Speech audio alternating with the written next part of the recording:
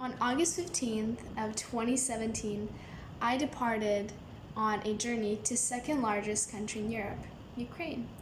Having spent there a total of 568 days, I immersed myself into Ukrainians' unique culture by learning the spoken languages, adjusting to new traditions, eating delicious/interesting meals, while learning about human behavior of people from Eastern Europe. This afternoon, I'd like to devote my time to teaching you about this country because what makes this country so unique is their traditional food, religious status, spoken languages, and the people. I lived in 3 Ukrainian cities, Dnipro, Kharkiv, and Zaporozhye. It was quite interesting to analyze people's behavior from these 3 different cities. All 3 cities are quite big. Kharkiv was even the capital city of Ukraine about 100 years ago. In Dnipro, I used to meet and work with mostly families. In Zaporozhye, with mostly middle-aged individuals. While in Kharkiv, who's known as a student city, I mostly got to know and work with students or young adults. The age group distinguishes them enough, but within these 3 groups, I found one common quality among all Ukrainian people. Ukrainians are very generous. And so let me elaborate on that a little bit. Ukraine is not economically a rich country. Due to high inflation at the end of the 20th century, Ukrainian's economy struggled quite a bit. It slowly started recovering at the beginning of the 21st century, but it is still struggling. And one of the most basic Ukrainian traditions is when you visit someone's home, you cannot go empty-handed. You know, it doesn't matter if it's small or big, you just need to bring something. And a tradition that is like unto it is that if you're a Ukrainian, if you're the host, you need to serve something to your guest, whether that's just tea or compote, a Ukrainian fruit drink, just anything. And now, why am I saying that Ukrainians are generous? It is because no matter how much they have or how poor they are, they will make a feast for you. They will, serve whatever's left in their fridge. If it's the last remaining food they have, they will serve it to you, and they will do so generously. They're very giving. And, this goes about all groups, families, middle-aged individuals, and students/young adults. They all demonstrate this generosity. Now, since we already mentioned food, Ukrainians have a very unique and delicious cuisine. These are top domestic meals I most frequently ate, and that can be found in any traditional Ukrainian restaurant. So let's start with the most popular. Okay, we got borscht, which is a hot beetroot soup. So this dish comes in many shades of red depending on the kind of beet used. Ukrainians usually eat it with sour cream on top, and they serve it with these like garlic bread or garlic donuts, as they call them.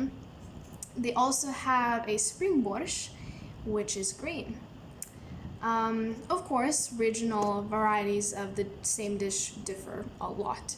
You can visit 10 families in Ukraine and eat 10 different versions of borscht. And I think that's also something very, very unique. Next up is vareniki. So the preparation process for vareniki is quite time-consuming. You can find them with most incredible fillings, from basic cottage cheese, mashed potatoes, or cabbage to more unique ones like cherry, olive, and pumpkin. You can also find it in a frozen form in any supermarket, and that only takes 10 minutes to prepare. And honestly, that is something that my roommate and I mostly did.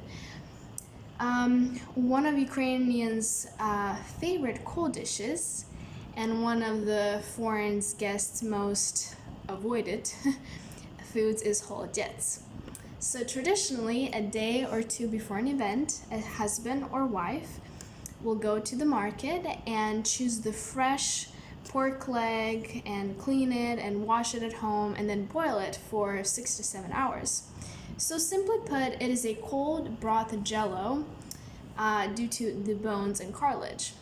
So foreigners are not a fan. And this is something that I've tried in my culture, so I was not surprised. But most foreigners do not like it. So even though borscht and salo are the most popular dishes in Ukraine, and indeed well beyond its borders, the traditional Easter bread pascha well earns the first place. So many Ukrainians are religious, and we'll get to that a bit later. So they would always greet their guests with salt and bread, and pascha is cooked in literally every household before Easter. Every large and small market throughout the country also sell pascha on the holidays. And according to the tradition, when a host is making the dough, they need to whisper positive thoughts to achieve the most delicious result. Yeah. And when it comes to languages in Ukraine, Ukrainian is, of course, an official language in Ukraine. The vast majority of people in Ukraine speak Ukrainian using Cyrillic alphabet. And this language belongs to the Slavic group of languages. It is closely related to Russian, but also has distinct similarities with Polish language. So significant numbers of people in the country speak Polish, Yiddish, Belarusian, Romanian, Moldovan, Bulgarian, Crimean Turkish, or Hungarian. But Russian is, however, the most important minority language. So statistically, Ukrainian is spoken by roughly 55% of the population. And what's also interesting is that in Western Ukraine, you will most likely hear only Ukrainian, whereas in the East, where I lived, you will mostly hear Russian.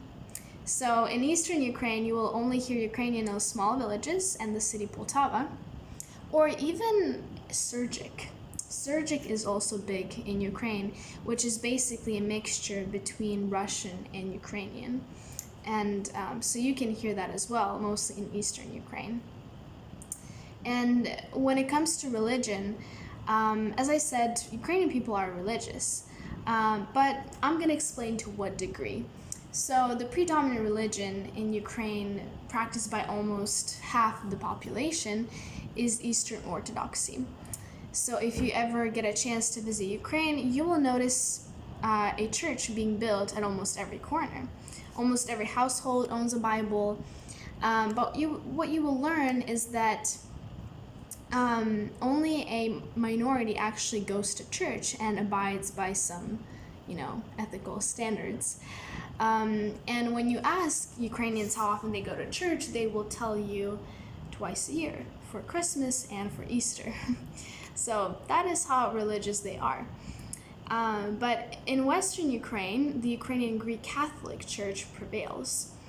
And the minority religions include Protestantism, Roman Catholicism, Islam, because there are a lot of people from Africa living in Ukraine who come to study or to work, and also a lot of Turkish people. So Islamic religion is pretty big in Ukraine as well, and also Judaism.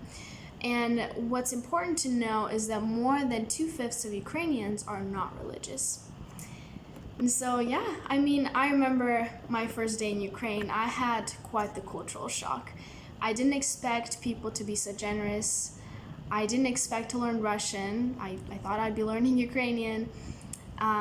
And I definitely did not expect to try and eat a broth meat jello. So all these things are what makes Ukraine's culture so unique. People's traditions and behavior, these foods, and the spoken languages. And, living in Ukraine has often left me speechless. But as Ibn Battuta once said, traveling leaves you speechless, then turns you into a storyteller. Thank you for your time.